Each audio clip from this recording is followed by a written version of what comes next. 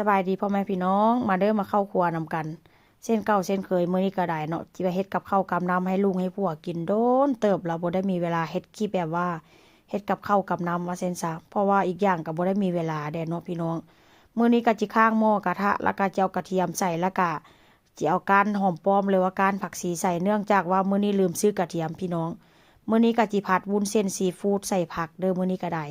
ที่เห็นเป็นน้ำแดงๆนี่ก็จะเป็นมันหัวกุ้งพี่น้องเวลาค่อยแกะกุ้งหรือว่าล้างกุ้งขนาดเนาะค่อยก็จะจ่งมันไว้เพราะว่าหยัง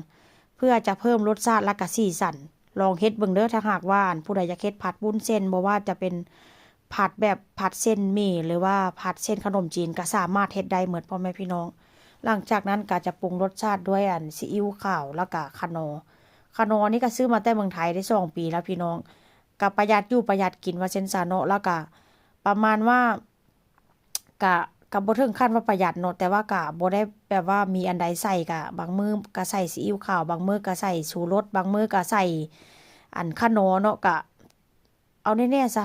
แต่ละมื้อก็จะสลับเปลี่ยนกันไปเนาะแล้วก็จะเอาน้ำนัวจากเนื้อกงเนื้อไก่เนื้อแบบเป็นเนื้อปลาหมอกปลาหมึกจังซี่นะพี่น้อง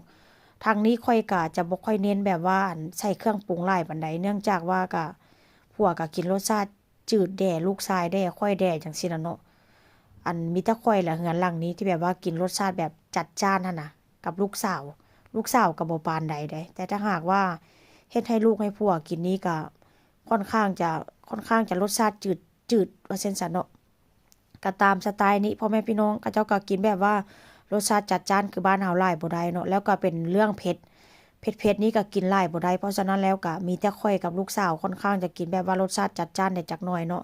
มื้อนี้ข้อยก็จะผัดใส่กะหล่ำพี่น้องกะหล่ำก็ซื้อมาตั้งเป็นอาทิตย์แล้ว